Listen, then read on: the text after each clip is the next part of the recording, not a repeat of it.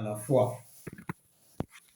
C'est quoi les promesses et comment on l'obtient par rapport à notre foi. Et on a dû mettre une base sur 2-3 questions qu'on avait posées. Que savons-nous des promesses de Dieu dans la Bible? Que savons-nous des promesses de Dieu dans la Bible? Est-ce que se sont-ils réalisés dans nos vies, ces promesses-là qui sont dans la parole de Dieu? Est-ce que cela se réalise-t-il dans nos vies? Si ce n'est pas le cas, pourquoi ne vivons-nous pas ces promesses? Si ce n'est pas le cas, pourquoi cela ne se réalise-t-il pas? Alors qu'il a dit, tout ce qu'il a promis devrait se réaliser dans nos vies. Voilà, ça c'était les questions qu'on pouvait se poser par rapport à la pensée des promesses qu'il y a dans la parole de Dieu. Et nous avons eu à débattre, à partager, si je veux dire, sur ces éléments-là. Chacun a contribué à sa façon. Moi, aujourd'hui, je voudrais me poser sur 4 principes plutôt. Je vais me poser sur 4 principes. Je ne dis pas qu'il y a ces 4 principes de base-là, non. Mais moi, j'en ai prélevé 4 et pour pouvoir faire ma prédication d'aujourd'hui. Et ces 4 principes-là, je les trouvés en écoutant un autre frère qui partageait aussi. Je ne sais même pas s'il était dans quel thème, mais j'ai écouté, il a parlé de ces 4 éléments et ça m'a permis de faire ma prédication sur les promesses de Dieu. Et les 4 principes pour avoir les promesses de Dieu, pour obtenir les promesses de Dieu qui sont dans sa parole, les 4 principes, moi, je les ai énumérés. Premièrement, c'est voir. Nous devons avoir l'œil. Deuxièmement, c'est la connaissance. Quand tu vois les promesses, tu dois avoir la connaissance pour comprendre ces promesses-là. Troisièmement, c'est l'obéissance. Et quatrièmement, c'est obtenir ou prendre ou saisir ces promesses. Donc, il y a voir, connaître ou la connaissance, l'obéissance et le saisir ou l'obtention des promesses. Donc, on va essayer de développer les 4 principes. Premièrement, voir. C'est quoi voir? Celui qui attend la promesse de Dieu doit avoir un discours positif. Ça, c'est la première des choses. Dans voir, il y a notre attitude. Celui qui attend une promesse de la part de Dieu doit avoir un discours positif. Il doit avoir une vision positive des choses. Donc, ta façon de parler, ta façon de regarder, d'attendre ces promesses-là, tu dois être dans une attitude positive. Parce que si tu es négatif, ça retarde les promesses de Dieu. Le positif, c'est le côté lumière. Voir positivement, cela attire la lumière. Et celui qui attire la lumière, il s'approche de Dieu. Parce que Dieu est lumière. Donc quand tu es positif, c'est que tu baignes dans la lumière. Et celui qui est dans la lumière, il s'approche de Dieu. Et celui qui s'approche de Dieu commence à visualiser les promesses de Dieu dans sa vie. À l'opposé de cela, celui qui est négatif dans son discours ou dans sa vision assombrit son cœur. Et quand notre cœur s'assombrit, on s'éloigne de Dieu. Automatiquement, celui qui s'éloigne de Dieu s'éloigne aussi des promesses de Dieu. Alors, je te demanderai, que vois-tu? Que proclames-tu? Parce que si on va dans le livre de Matthieu 6, 22 à 23, il nous est dit, l'œil, les yeux que nous on a là, l'œil est la lampe du corps. Voilà pourquoi je te parle de voir. Donc quand ton œil voit, c'est ton corps qui a observé. L'œil est la lampe du corps. Si ton œil est en bon état, tout ton corps sera éclairé. Mais si ton œil est en mauvais état, tout ton corps sera dans le ténèbre. Si donc la lumière qui est en toi est ténèbre, combien sera grande ces ténèbres? Donc si au lieu d'être positif, d'être dans éclairé, toi tu es dans sombre, être sombre c'est être négatif. Tu attends une promesse de Dieu, mais tu es négatif. Forcément, ton intérieur, ton être intérieur sera négatif. Et la Bible dit, si ton œil intérieur est négatif, combien sera grand ces ténèbres en toi? Et Proverbe 18, 20 à 21 nous dit ceci. C'est du fruit de sa bouche que l'homme rassasie son corps. C'est du fruit de sa bouche que l'homme rassasie son corps. C'est du produit de ses lèvres qui s'est rassasié. La mort et la vie sont au pouvoir de la langue. Quiconque aime en mangera les fruits. Donc, qu'est-ce que ta bouche proclame? Parce que la vie et la mort sont au pouvoir de ta langue. Si tu proclames le positif, tu verras le positif. Si tu proclames le négatif, tu ne verras que le négatif. Là, on était dans le voir, la vision, comment tu regardes, comment tu observes, comment tu es pendant ton attente, dans quelle position tu es. Deuxièmement, on a parlé de la connaissance, connaître. Celui qui connaît détient le pouvoir. Vous allez voir, même dans nos sociétés, si aujourd'hui le blanc règne ou l'Occident règne, c'est parce que c'est eux qui ont imposé leur connaissance. Donc celui qui détient la connaissance détient le pouvoir. Parce que si moi, je dis dans le livre tel, dans la Bible, il t'écrit ceci, cela, si toi tu ne vas jamais ouvrir pour vérifier, tu vas croire ce que moi je t'ai dit. Et si je t'ai dit que cela est écrit, si tu ne vois que ta vie n'avance pas, va te jeter dans la rivière, tu le feras. Parce que toi-même, tu n'as aucune connaissance. Donc, c'est moi, tu dépends de moi, de mes propos à moi. Voilà pourquoi Dieu dit, mon peuple périt faute de connaissance. Donc, celui qui détient la connaissance détient le pouvoir.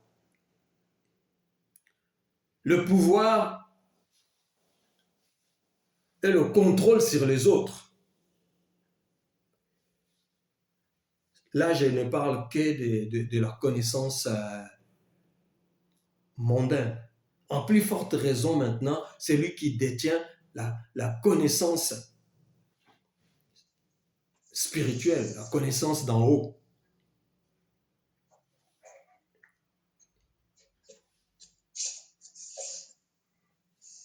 C'est lui qui détient la connaissance qu'on appelle la parole.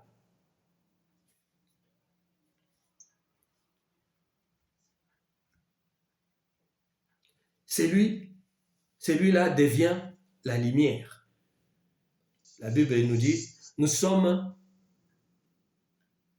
la lumière du monde.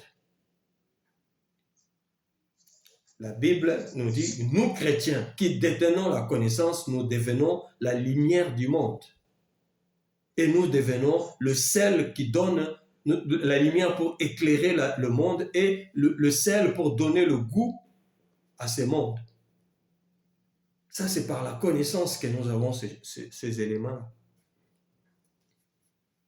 La connaissance est une puissance qui nous élève au rang de Dieu. La connaissance est une puissance qui nous élève au rang de Dieu. Voilà pourquoi la Bible, quelque part, Paul dit, vous êtes des dieux, pourquoi vous mourrez comme des hommes?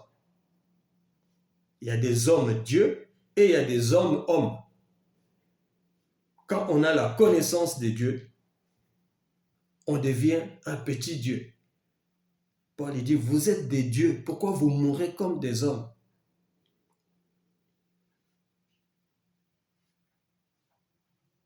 La connaissance est un trésor. Celui qui la détient est un homme sage. Celui qui détient la connaissance est un homme sage.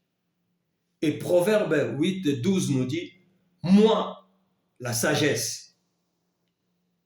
Ici, c'est la sagesse qui parle. Hein? Moi, la sagesse, j'ai pour demeure le discernement. Et je possède la science de la réflexion. Donc la sagesse habite dans le discernement. Et il a comme science, sa connaissance, c'est la réflexion. Donc celui qui manipule le discernement et la réflexion, c'est un homme sage. Et c'est un homme puissant.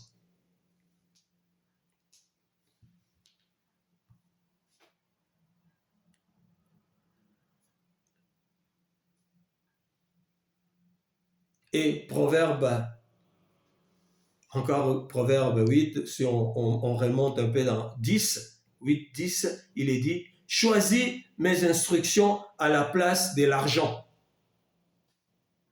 Ici, c'est Dieu qui nous parle. Il dit, choisis, Proverbe 8, 10, choisis mes instructions à la place de l'argent et la science plutôt que l'or le plus précieux.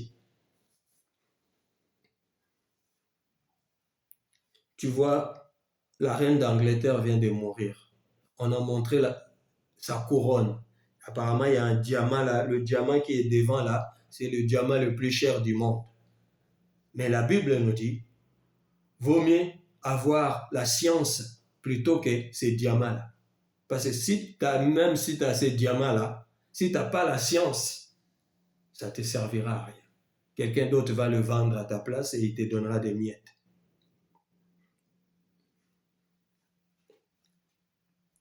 Choisis les instructions de Dieu, l'enseignement de Dieu, plutôt que l'argent. Tu peux avoir un compte à banque bien rempli, mais si tu n'as pas l'instruction, en commençant par l'instruction basique, donc l'intelligence, l'intellect, si tu n'en as pas, on va te rouler. Et si même tu as l'intellect et que tu n'as pas l'instruction de Dieu, tu vas te faire manipuler.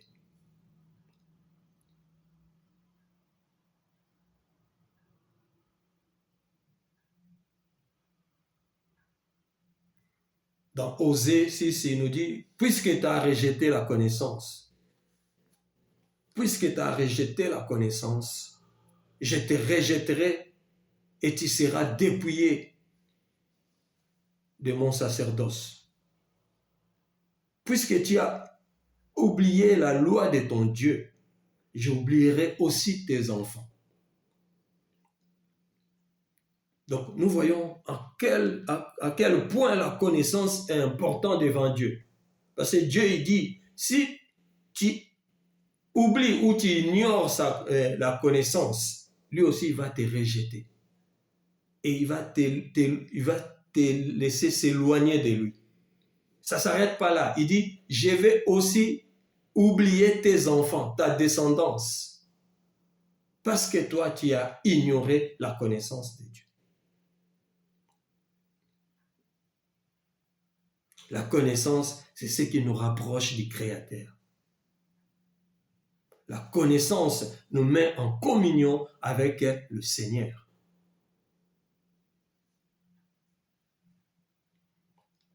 Dans Osée 6.6, Osée 6.6, il est dit, « J'aime la piété et non le sacrifice. » Dieu préfère les hommes pieux plutôt que ceux qui font des sacrifices.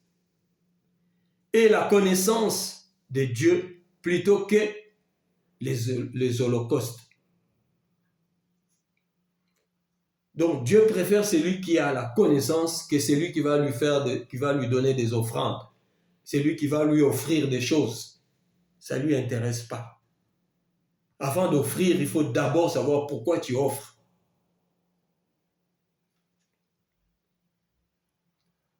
Donc on a parlé de voir, de connaître. Maintenant on va parler de l'obéissance. Troisième élément, l'obéissance.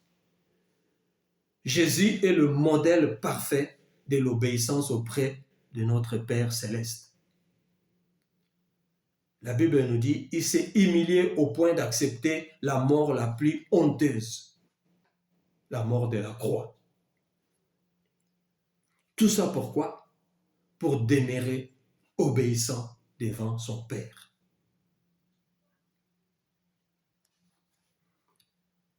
Deutéronome 28.1 nous dit, si tu obéis à l'Éternel ton Dieu, en respectant et en mettant en pratique tous ces commandements que je t'ai prescrits aujourd'hui, l'Éternel ton Dieu te donnera la supériorité sur toutes les nations de la terre.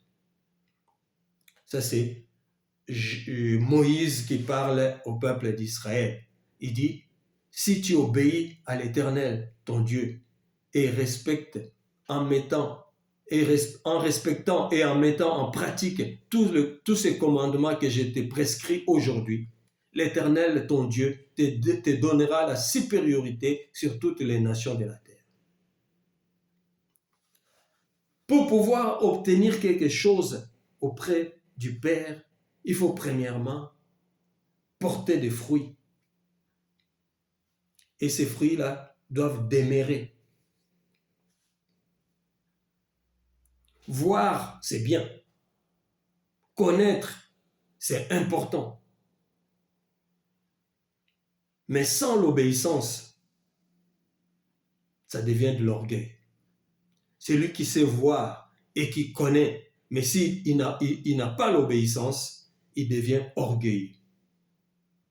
Donc la vision, la connaissance sans l'obéissance ramène à l'orgueil. Et l'orgueil ramène à la chute. L'obéissance nous enseigne l'humilité. Et l'humilité, la Bible nous dit, l'humilité précède la gloire. L'humilité enlève l'humiliation. L'humilité enlève l'humiliation. Et quand l'humiliation tombe, on est glorifié par le Père. Vous avez vu Jésus à la croix, il a été humilié on a dit, il est mort d'une mort ignoble, honteuse, la mort de la croix. À cette époque-là, mourir à la croix, c'était une mort honteuse. Donc Jésus a accepté l'humiliation. Mais quand Dieu a fait tomber l'humiliation, Jésus a été glorifié.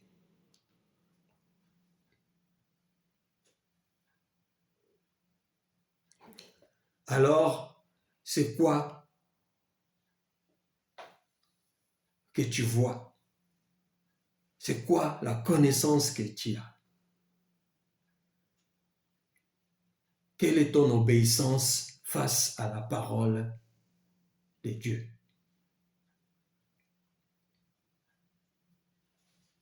Par rapport à ces 3 éléments, avant de passer au 4e, je vais te donner la définition de la foi. Nous le connaissons tous, hein? C'est dans Hébreu, je crois, Hébreu 1 ou 11, je ne sais plus. Mais bon, c'est dans Hébreu. Où il est dit, la foi, c'est une ferme assurance des choses qu'on ne voit pas, la certitude. 11.1. C'est la définition de la foi qui est donnée là-bas. Mais aujourd'hui, moi, je voudrais aller plus loin que ça pour te dire que la foi, c'est la persévérance vers l'inconnu. La foi, c'est la persévérance vers l'inconnu. La foi, c'est l'assurance de toucher l'invisible. La foi, c'est l'assurance de toucher l'invisible. Et la foi, c'est l'espérance de voir l'accomplissement des promesses dans les néants.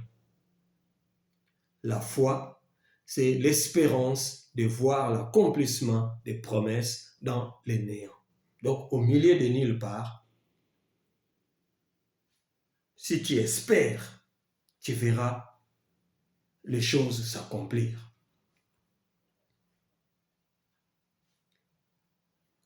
Si tu continues à espérer, tu vas toucher ce qui n'existait pas, l'invisible. Parce que lui, il rend l'invisible visible. La foi, c'est de persévérer, de continuer à persévérer vers l'inconnu.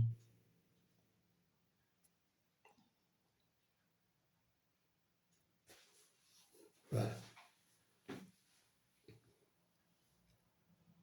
Rajoute ces 3 éléments-là dans la définition que Paul nous a donnée dans Hébreu 11.1. Ça t'aidera. Donc le 4e élément, c'est prendre, saisir, obtenir les promesses. Prendre ou saisir nos promesses. Prendre, oui. Mais comment on prend?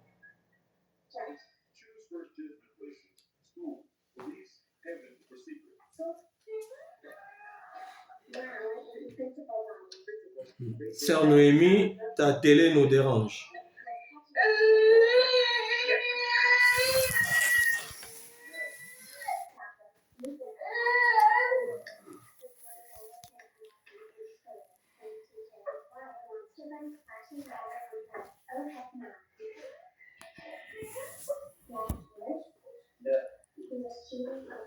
Sœur Noémie, ta télé nous dérange.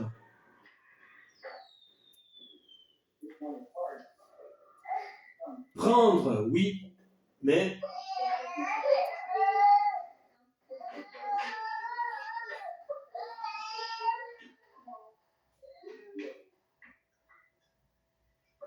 ce que nous oublions, c'est à quelles conditions on prend.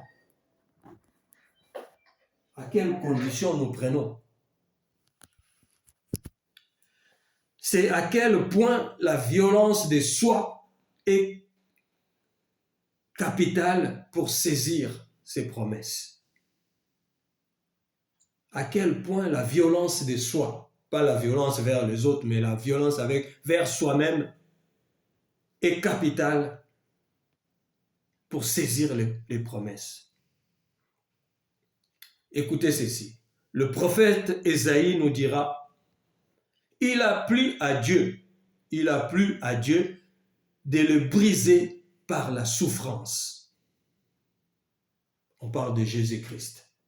il a plu à Dieu de le briser par la souffrance, mais pour qu'à la fin, il puisse donner la vie à plusieurs. Donc, il a plu à Dieu de briser Jésus par la souffrance. Mais ça ne s'arrête pas là. Pourquoi? Pour qu'à la fin, nous autres là, nous puissions obtenir la vie. Ésaïe 53, à partir du verset 1, vous pouvez lire ça.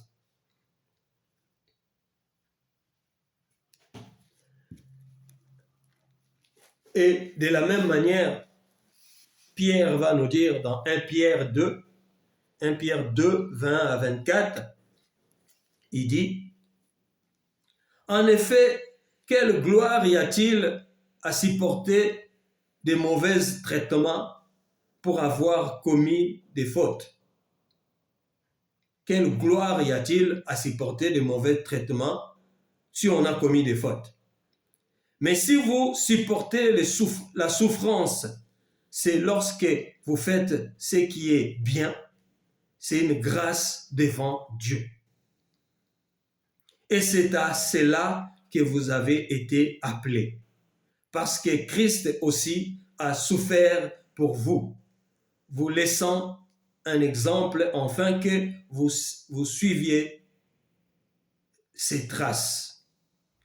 Celui qui n'a point commis de péché et dans sa bouche duquel il ne s'est point trouvé de fraude, lui qui injuriait ne rendait point d'injure, maltraité ne faisait point de menaces, mais s'en remettant à celui qui juge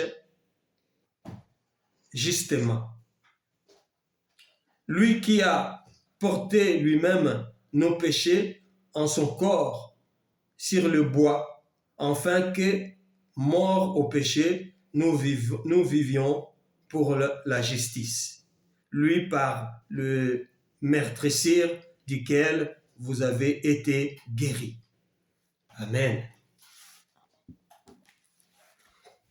Donc nous comprenons que pour obtenir les promesses,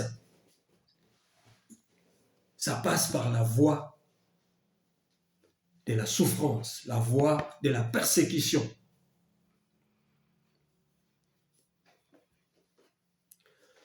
Nous pouvons voir aussi ces choses dans l'ombre. Quand nous parlons dans l'ombre, c'est dans l'Ancien Testament. Quand nous retournons dans l'Ancien Testament, nous pouvons voir les gens qui ont obtenu des promesses de Dieu, mais en passant par la voie de la persécution, la voie de la souffrance. Là, je vous ai donné le modèle parfait qui est Jésus. Mais il y a des modèles qui, Dieu annonçait déjà la souffrance de Jésus. Par exemple, Joseph, qui va récupérer ses promesses dans la souffrance, vendu comme esclave par ses propres frères. Il va arriver en Égypte comme esclave. Après, il va devenir serviteur dans la maison de Potiphar. Mais ça ne s'est pas arrêté là. Il va finir en prison parce que la femme de Potiphar va lui causer du tort.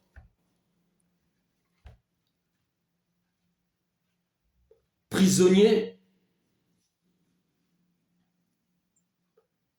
lui qui n'avait rien commis, tout cela c'était le chemin, sa marche vers l'obtention de ses promesses, donc vers sa gloire. Autant Jésus-Christ a souffert pour donner la vie à plusieurs, autant Joseph aussi à son époque a souffert pour donner ou sauver la vie de plusieurs. Il va finir par devenir premier ministre en Égypte. Et vous savez, quelques années après, c'est là, ses frères qui l'ont vendu vont se présenter en Égypte. Et Joseph leur dira, Vous aviez décidé de me faire du mal, mais Dieu l'a changé en bien. Pourquoi? Pour accomplir ce qui arrive aujourd'hui. Donc ça, c'est pendant qu'il était en train de leur parler. Pour accomplir ce qui arrive aujourd'hui. Et qu'est-ce qui est arrivé ces jours-là? Pour faire vivre un peuple nombreux.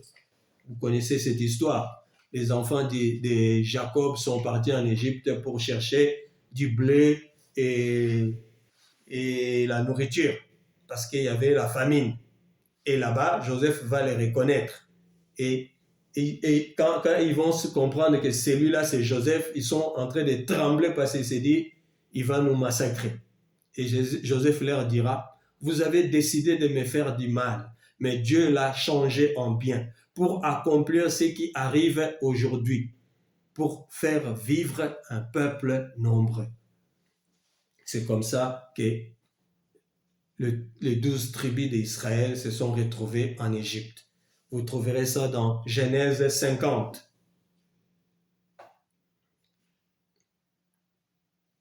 Nous pouvons aussi aller voir l'histoire de David, qui a été oint comme roi par le prophète, mais celui-ci va apprendre à attendre, à patienter. Mais il n'a pas attendu et patienté dans le calme. Il a attendu et patienté avec les attaques et les persécutions de la part de Saül. Saül a cherché par tout le moyen pour faire mourir David. Donc David est devenu roi en Israël au travers de la souffrance et des sacrifices. Il a appris à patienter, à attendre le moment favorable. Combien de fois David a eu l'opportunité de tuer Saül? Mais David avait la connaissance. Il savait que Saül était un oint de l'Éternel. Et on ne touche pas à un oint de l'Éternel. Donc, on ne touche pas, on ne rend pas le mal à un enfant de Dieu. Ça, c'était encore à l'époque de David. Hein. Mais à notre époque, ça va plus loin. Dieu nous dit, on ne rend pas le mal à celui qui te fait le mal.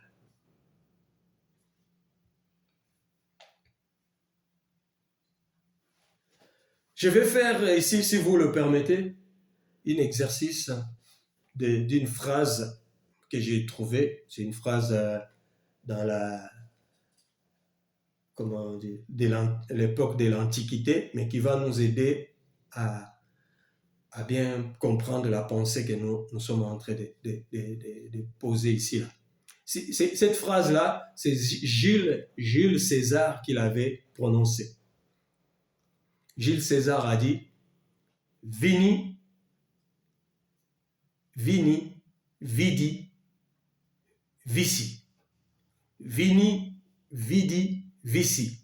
Cela signifie « Je suis venu, j'ai vu et j'ai vaincu ». Je suis venu, j'ai vu et j'ai vaincu. On a donné nos 4 éléments. Voir, connaître, obéir et saisir ou prendre. Ça va un peu dans le sens de ce que cet homme a dit ici. Là. Je suis venu, j'ai vu et j'ai vaincu. On va essayer de détailler aussi cela. Venu. Nous sommes tous venus dans ce monde par le biais de la naissance. Donc pour venir, nous sommes tous venus. Vu. Nous voyons tous d'une certaine manière. En tant que des vivants, nous voyons. Parce que vous allez me dire, mais les aveugles ne voient pas. Mais les aveugles ont une autre façon de voir. Ils voient par les 4 autres sens. Nous avons tous les 5 sens. Parmi les 5 sens, il y a la vue. Mais quand tu perds la vue, tu verras que les gens qui perdent la vue, ils ont cette capacité-là de voir au-delà des yeux. Il voit par le toucher, par l'odorat, par l'ouïe et par le goût. Moi, je connais un monsieur, c'est un aveugle, qui est l'oncle de la sœur Natacha. La sœur Rita qui est là aussi, ma sœur Rita la connaît aussi. Cet homme-là, quand il te parle, quand il te dit des choses, tu dis, lui, il est vraiment aveugle ou il me voit? Voilà. Donc, quand on perd la vue, on développe les autres sens deviennent beaucoup plus sensibles. Donc, nous sommes tous venus dans ce monde par le biais de la naissance. Nous voyons tous, comme je viens de l'expliquer là. Le problème se pose au niveau de vaincre. Est-ce que nous vainquons tous? Est-ce que nous sommes tous des vainqueurs?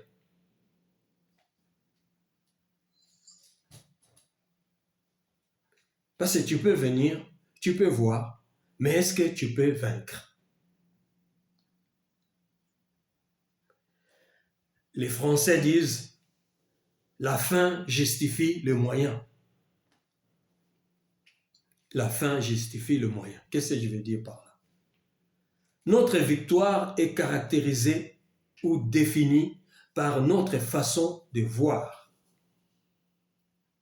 par notre façon de marcher. Donc notre marche. Notre marche, c'est notre façon de voir. Ou encore par notre façon de vivre.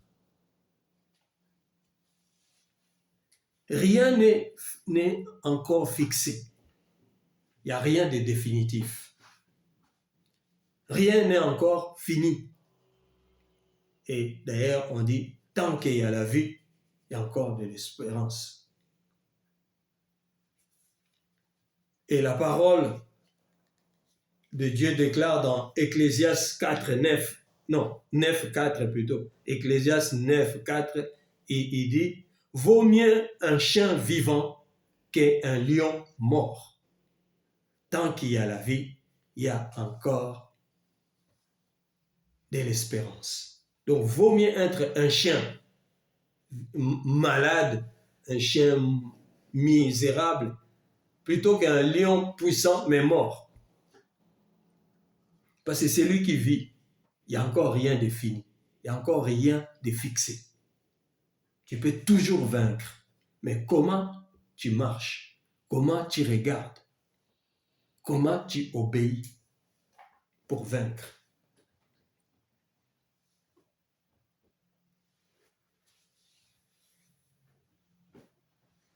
Voilà pourquoi Paul nous dira, réveille-toi, toi qui dors. Relève-toi d'entre les morts. Christ t'éclairera.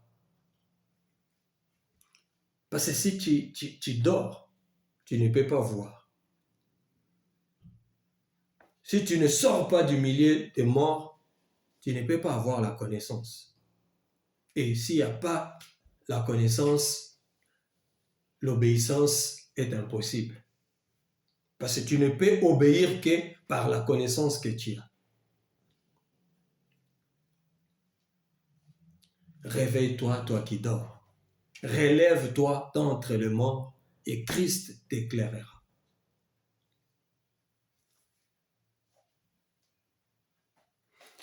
Là, je t'ai parlé de Jules César qui a dit « Je suis venu, j'ai vu et j'ai vaincu ». Mais moi, je vais te présenter le véritable Jules César. C'est lui qui a vaincu une fois pour toutes et il a tout accompli. C'est le Seigneur, notre Seigneur Jésus-Christ. Lui, il est venu.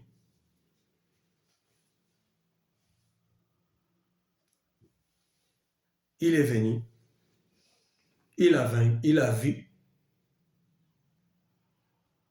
Et il a vaincu. Il a vaincu. Il est venu dans le monde. Il a vu le fonctionnement de ce monde qui est soumis au péché, et lui, il a été au-dessus des péchés, donc il a vaincu. Il a vaincu le péché, et il est parti le clouer à la croix.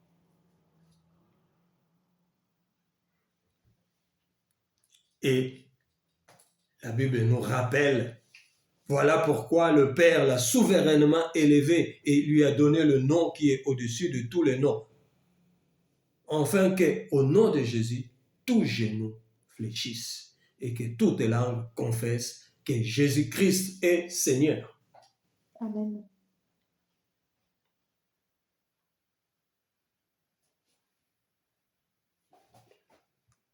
Ça, c'est le véritable, le parfait Jules César. Maintenant, la question que je voudrais te poser. Es-tu venu? Moi qui te parle, est-ce que je suis venu? Si je suis venu, comment je suis venu? Comme un touriste ou comme un participant? Es-tu venu? Comment? Comme un touriste ou comme un participant? Comment regardes-tu?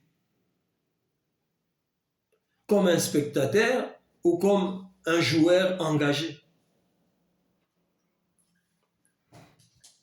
Et enfin, dans quelle posture es-tu? Dans quelle posture es-tu? La posture d'un vainqueur ou d'un perdant?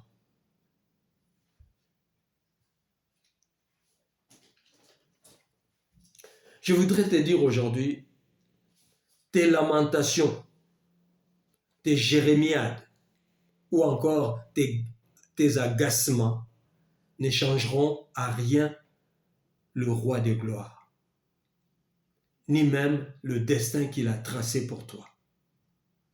Donc tes agacements, je suis fatigué de cette vie, j'en ai marre, de toute façon rien ne change. Tes jérémiades, ah c'est toujours moi, ça ne va pas, c'est toujours tes lamentations, je suis fatigué, la vie est compliquée, Dieu ne me répond pas, est-ce que même Dieu m'écoute, est-ce que même Dieu existe, ne changeront pas la position de Dieu. Il demeure Dieu éternellement. Encore moins le dessein qu'il a tracé pour toi. Alors c'est à toi de s'adapter au plan de Dieu pour ta vie. C'est à toi de bien observer le dessein de Dieu pour ta vie. Car il dit, il fait toutes choses bonnes en son temps. Il fait toutes choses bonnes en son temps. Ecclésiaste 3, 11. Dieu fait toutes choses bonnes à son temps. Et aussi, il est dit dans 1 Jean plutôt, il est dit dans 1 Jean 1, 5, 1 Jean 1, 5, en lui, il n'y a point de ténèbres. Donc, dans le Seigneur, il n'y a pas la pensée du mal. Dieu ne pense pas à maltraiter ou à faire souffrir quelqu'un. Même quand on a lu qu'il lui a plu de le briser par la souffrance. La souffrance que Dieu manifeste dans la vie de Jésus, dans la vie de Joseph, c'est une marche vers la gloire. Donc il ne faut pas lire ça littéralement comme souffrance, Dieu me torture. Non. Dieu nous brise pour nous ramener à la gloire. Pour preuve, il a tant aimé le monde qu'il a donné son Fils unique.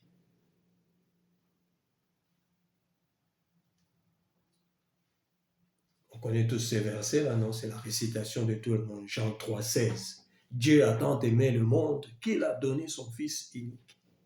Enfin, pourquoi? Afin que quiconque croit en lui ne périsse point, mais qu'il ait la vie éternelle.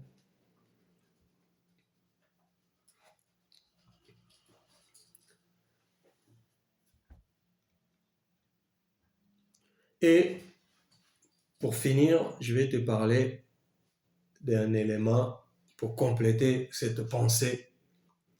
Ça se trouve dans Matthieu 13, 1 à 3. Matthieu 13, 1 à 23. Vous savez, c'est l'histoire que Jésus donne en parabole. En Matthieu 13, 1 à 23, Jésus nous parle de 4 sortes de terres, de 4 sortes de sols qui reçoivent la sémence. Le premier sol, on dit, c'est le sol c'est l'homme qui est, le premier sol est comparable à l'homme qui est au bord de la route. Il reçoit la parole de Dieu au bord de la route. Celui-là, il n'est pas concentré, donc il est au bord de la route, et dès qu'il y a un vent va souffler, ça va emporter ce qu'il a reçu. Et celui-là, moi je l'appelle l'homme du siècle présent. L'homme du siècle présent. Lui, il est comme une vase. Vous savez, dans la Bible, il y a un verset qui dit « Dieu a créé des vases d'honneur et des vases vils. Les vases d'honneur pour sa gloire et les vases vils pour le jour de la colère de Dieu. »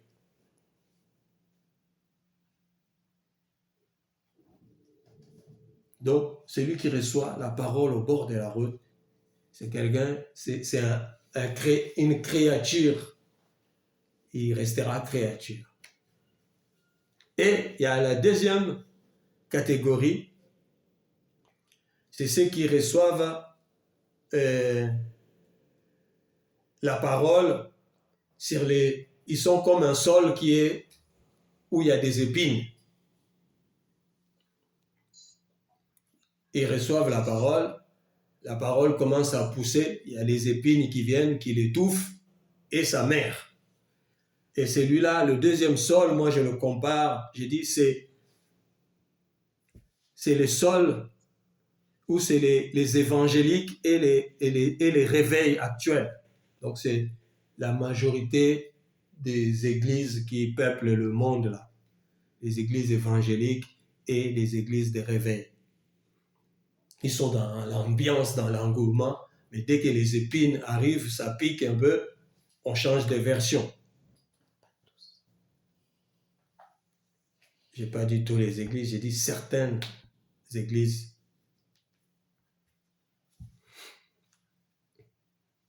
On a toujours dit s'il y a des faux, c'est qu'il y a des vrais. On ne peut pas dire qu'il y a des faux. Si le mot faux existe, c'est pas s'il y a des vrais. Et le troisième sol, c'est l'homme au deuxième. Bon, je vais m'expliquer ici. Moi, je me comprends de ce que j'ai écrit. J'ai écrit l'homme, c'est l'homme du deuxième David. Pourquoi je parle de l'homme du deuxième David? Parce que j'ai expliqué hier, je crois, à la sœur Natacha, la parole de Dieu dans le livre des psaumes, où David il parle, il dit « Toi, mon âme, pourquoi te troubles-tu au-dedans de moi ?» Et je lui ai posé des questions. Ça, c'est quel David qui parle? Donc, le premier David qui constate que son âme est en train d'être troublée, c'est le premier David qui est esprit. Il parle au deuxième David qui est l'âme. Et le troisième David, c'est le corps. Donc, c'est lui ici, le troisième sol, c'est l'homme qui reçoit la parole, mais le souci du monde arrive et ça commence à le perturber. Il est angoissé, il se laisse emporter par ces problèmes du monde. Voilà pourquoi David, il a vécu la même chose et il a fait la reproche à son âme. Il dit, pourquoi te troubles-tu au-dedans de moi? Moi, je fais confiance à l'Éternel. Et nous avons le quatrième sol, c'est l'homme à la vision d'Ecclésiaste 3.11. Ecclésiaste 3.11, on vient de lire, non? C'était quoi? Le quatrième sol, c'est le sol bien entretenu, où la semence y tombe, ça pousse, ça grandit et ça donne des fruits. C'est l'homme d'Ecclésiaste 3.11.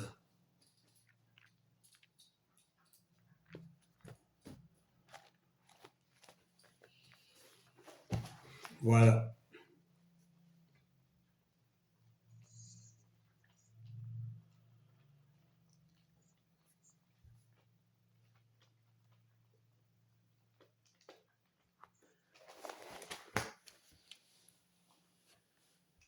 Il fait toutes choses belles en son temps. Ouais. C'est celui qui sait que Dieu fera toujours en son temps. Et ce que Dieu fait est toujours bien, bonne. Et celui-là ne doute pas dans son cœur. Car il sait que l'Éternel n'est pas un homme pour mentir, ni un fils de l'homme pour se repentir. Nombre 23, 19. L'Éternel n'est pas un homme pour mentir, ni un fils de l'homme pour se repentir. Voilà, ça c'était la pensée que j'ai voulu compléter aujourd'hui. Malheureusement, le frère Denis lui-même n'est pas là. Mais bon, Dieu savait quelle oreille qu'il avait disposée pour pouvoir écouter cette pensée aujourd'hui.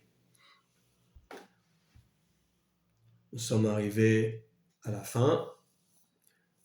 Je vais nous laisser un peu de temps pour le partage, pour des questions s'il y en a.